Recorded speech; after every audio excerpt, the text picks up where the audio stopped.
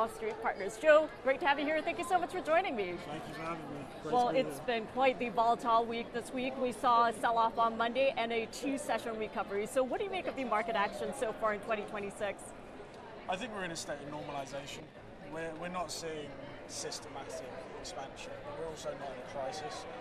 Ultimately, our specialism is in private markets, and we of course look to the public markets for influence, but I think there's a general sentiment going around that once in a while we may be in a position where we see a bit of ferocity, if you like, but I think it's just a period and I think it will pass. And of course, in today's trading session, all eyes are on NVIDIA, and we are moments away from that key earnings report. So what are your expectations, especially given some of the disruption we've seen in AI? I think people will have their doubts about market value. Ultimately, we're in a position now where AI is a long-term investment. I don't think anyone's going to dispute that. It's now a position of who's going to capitalise and who's going to be there first. It's more so being in a position where investments now, they have to be leading towards cost efficiency, pricing power, agility. It's no longer about generative AI, and I think people are quick to judge something, but one print doesn't mean an entire market is going to change. And another thing I do want to ask you about is the State of the Union. So we're coming off that, and we saw a lot of opinions. So what did you make of this speech?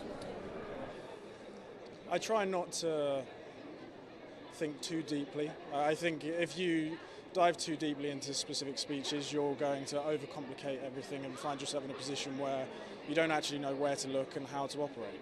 Ultimately, when we examine opportunities in the market, it's about seeing transactions that are taking place now. It's not about speeches or sentiment. It's actually seeing where capital is deploying and how it's being invested. So that is my next question. Where are you seeing capital actually being deployed and separating a lot of the noise from the signal? Give us your take.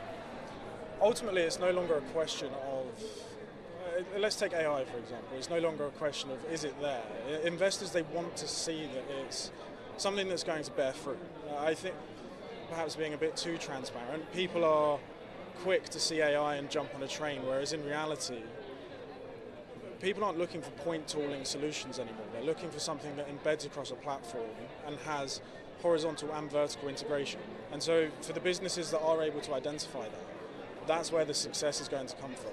The companies that go out to market when they raise capital, and they're very efficient, they're well positioned, they know what they're looking for.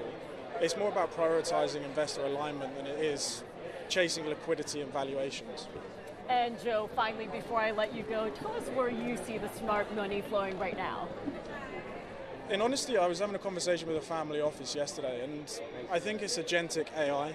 Agentic AI is going to be the future. It's how things are going to be moving, and I think it's about identifying propositions within the market that align with that sentiment. Okay, Joe.